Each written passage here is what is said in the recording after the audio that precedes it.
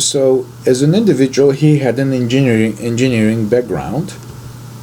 Okay, and investigators and prosecutors from DA's office recognized that he could have stored or produced digital evidence on his personal computer, which could still be recoverable. And they identified, in fact, several locations. The desktop computers at home at his residence, as well as the PDA device, which was synced to a desktop computer, and also company's network server, which belonged to the company, where the communication between him and his 7 victims could be uncovered. And so here's the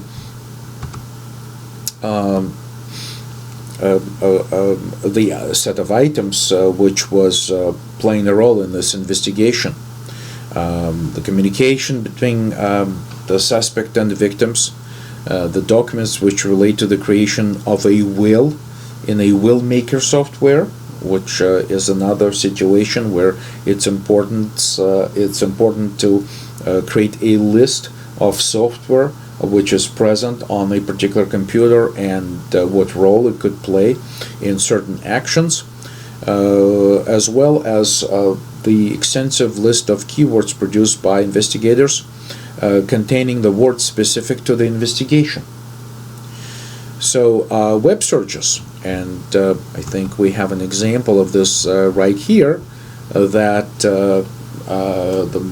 this individual attempted a number of searches in terms of how to fake mental illness.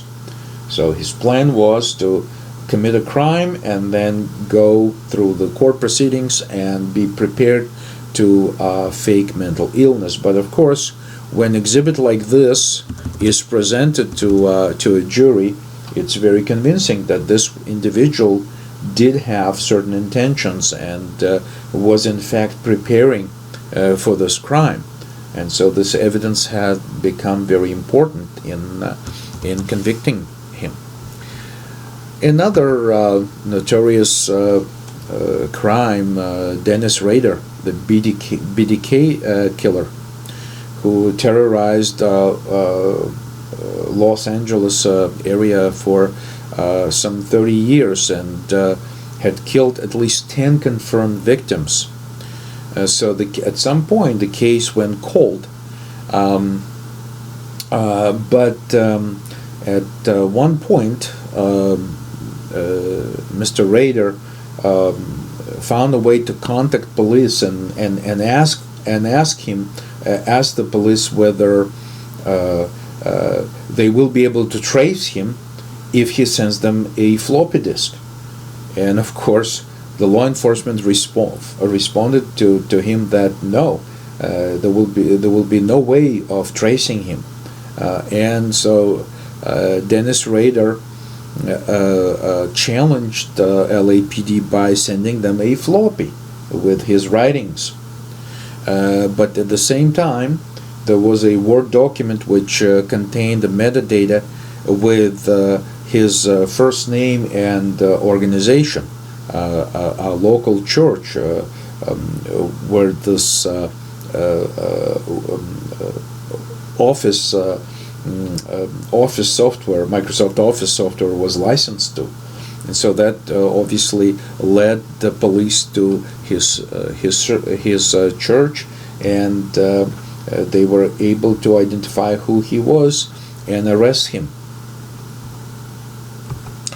Another example of conviction and a massive digital investigation involves the so-called the 20th 9/11 hijacker, Zaccarias Moussaoui. FBI analysis of his laptop and computers, as well as the laptop of his roommate at the University of Oklahoma, led to emails relating to flight training and other evidence, which was admitted at his trial, and he was once again convicted to prison for life for conspiring to kill American citizens. And so this particular screen right here shows an evidence where he sends an email where he inquires a particular organization which provides flight training to find out if he could quickly learn how to fly a plane. So this is in fact a specific exhibit from his trial. So we need to also discuss a variety of forensic toolkits which we can use in crime investigations. And you can see an extensive list of different forensic toolkits that different organizations use. And in our program, we're going to be using a number of lessons from a set of training materials from Guidance Software, which is the company who makes in-case forensic software. But we will also explore free software from ProDiscover, which has a demo version of forensic tools which you can use at home, as well as FTK, in particular FTK Imager, which is de facto standard for imaging computer drives and other types of digital media. Now, I would like to just quickly mention it one more time that, of course, when we begin the actual search, we have to go back to the issue of the search warrant that we're using, because the search warrant is the document that warrants us to allow to search for particular types of electronic evidence. For instance, you can have a permission to search only for emails, or you may have a permission to search for chats, or you can have a permission to have authority to search for anything on a particular computer drive. So we will have to discuss different methods of search, as well as we need to consistently meet the requirements of the search warrant, and under no circumstances overstep the authority which we're giving in our search activities.